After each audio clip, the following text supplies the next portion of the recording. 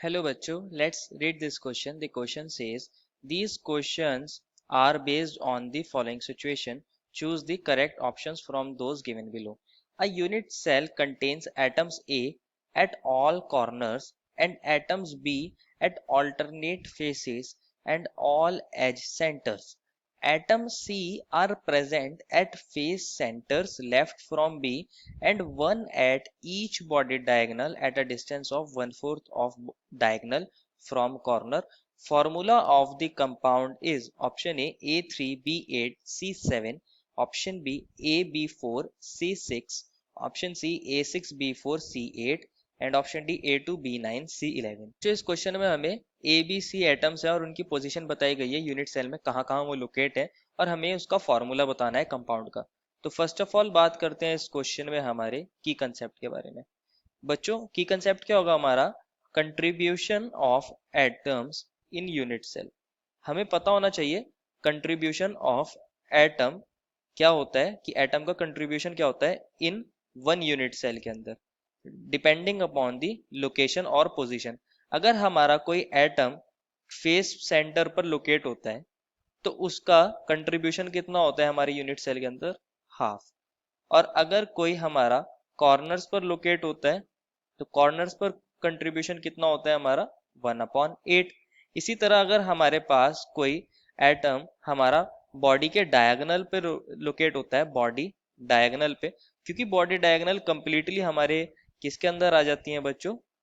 Cube के अंदर आ जाती है, यूनिट सेल के अंदर आ जाती है, तो उस पे कंट्रीब्यूशन फुल होता है, दैट इज 1। और अगर कोई हमारा एज पर लाई करता है, एज सेंटर पर लाई करता है, तो उसके अंदर कंट्रीब्यूशन हमारा कितना हो जाता है बच्चों? 1/4। हमारे फेस सेंटर पर हाफ, कॉर्नर पर 1/8, बॉडी डायगोनल पर 1 और एज सेंटर पर 1/4। और बात करें वहीं हमारे बॉडी सेंटर की, क्योंकि बॉडी सेंटर पर भी हमारा एटम कंप्लीटली यूनिट के अंदर लाया करेगा, यूनिट सेल के अंदर, तो उस पर भी कंट्रीब्यूशन 1 होता है। तो हमें हर एटम का कंट्रीब्यूशन पता होना चाहिए कि एक एटम का कंट्रीब्यूशन हमारे यूनिट सेल के अंदर कितना होता है। अब बात करते हैं ए की। ए कहाँ कहाँ लोकेट है बच्चों? कॉर्नर्स पर लोकेट है। तो ये हमने एक यूनिट सेल ले लिया है और ए हमारा कहाँ लोकेट है? कॉर्नर्स पर। तो इसको मैं यहाँ ए ऐसे लिख दूंगा, ये हमारे कॉर्नर्स है। और यहाँ कौन लोकेट है बच्चों? ये हमारा ए लोकेट है। इसी तरह हमारे नीचे भी कितने कॉर्नर्स होंगे? नीचे भी हमारे टोटल 4 कॉर्नर्स होते हैं। यहाँ हमारा बच्चों कौन लोकेट है? ए लोकेट है। अब बात करते हैं हमारे बी की। देखो बच्चों, ए और कहीं लोकेट नहीं है। अब बात करते हैं हमारे बी की। बी कहाँ लोकेट है? हमारे ऑल्टरनेट फेसिस पर है और जितने भी एज सेंटर है उन पर लोकेटेड है। तो हमारे ऑल्टरनेट फेसिस कोई सी भी ले लेते हैं। मान लीजिए हमारे ये वाले दो फेसिस ले लिए हमने, यहाँ हमारा बी लोकेट है और एक फ्रंट वाले पे बी लोकेट है। ये दो सेंटर हमारे ऑल्टरनेट फेस हो गए हैं। और जितने भी एज सेंटर हैं, ये हमारी बच्चों 12 एजेस हैं और इनके अलॉन्ग भी कौन होगा बच्चों? बी। यहाँ पर भी बी, यहाँ पर भी बी, और यहाँ पर भी बी, और इसी तरह बच्चों यहाँ पर भी बी।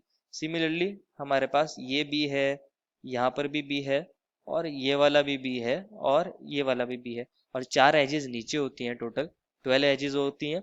ये बी रहा, ये रहा बी, और यहाँ पर भी बी है बच्चों, और यहाँ पर भी बी है। अब बात करते हैं हमारे सी के बारे में। सी कहाँ कहाँ लोकेटेड है? सी लोकेट है हमारा face centres left from B और 1 एट ईच बॉडी डायगोनल। हमारा जो सी है बच्चों उन फेसिस पर लोकेट है जहां हमारा बी नहीं जा पाया। क्योंकि हमारा बी 2 फेसिस पर आ चुका है तो हमारा सी बाकी के 4 फेसिस पर लोकेट होगा। क्योंकि टोटल हमारे पास कितने फेसिस होते हैं बच्चों? टोटल 6 फेसिस होते हैं। तो यहाँ पर भी हमारा सी आ जाएगा। और कहाँ है? हमारे बॉडी डायगोनल पर लोकेट है, तो इसमें मैं इसको नहीं दिखा रहा हूं, लेकिन हमारे पास सी कहाँ कहाँ लोकेट है? 1 at each body diagonal, at each body diagonal.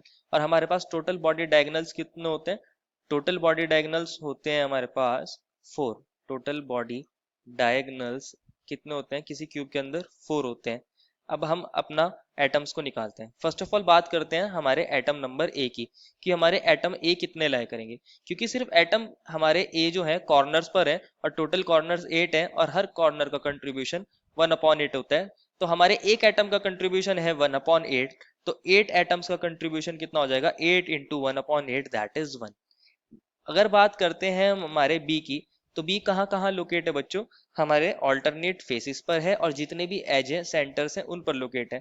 अगर हम बात करते हैं पहले हमारे ऑल्टरनेट फेसेस की, हमारे वहां पे कितने लोकेट है, बी 2, और फेस पर कंट्रीब्यूशन कितना होता है हमारा 1/2, और हमारे एज पर कितने लोकेट है बच्चों, 12 एजेस है, तो 12 बी होंगे हमारे जितने भी एजेस है उन पर 12, और हर एज का कंट्रीब्यूशन होता है 1/4, तो हमारा बन जाएगा ये 1+3 = 4। हमारे पास ए भी पता चल गया कितने हैं और बी भी पता चल गए। अब हम निकालते हैं बच्चों हमारे सी के बारे में। सी कहाँ कहाँ लोकेट है बच्चों, 1 एट ईच बॉडी डायगोनल, तो हमारे पास टोटल बॉडी डायगोनल कितने होते हैं बच्चों 4, मतलब हमारे पास सी कितने हो गए हैं 4 हो गए हैं, और हर बॉडी डायगोनल पे कंट्रीब्यूशन कितना होता है 1, प्लस उन फेसिस पर है जहां पर हमारा बी नहीं था, टोटल फेसिस कितने बच गए थे हमारे 4 बच गए थे, और हर फेस का कंट्रीब्यूशन कितना होता है बच्चों हमारा हाफ होता है, तो कितना बन जाएगा 4+2 = 6। तो हमारा फॉर्मूला क्या बन जाएगा बच्चों, A B4C6। हमारे पास ए है 1, बी है 4 और सी है 6। इसको हम अपने ऑप्शन में चेक कर लेते हैं, कहां पर है बच्चों, ये ऑप्शन नंबर बी में। Therefore final answer is option number B. I hope you understood it well and best of luck.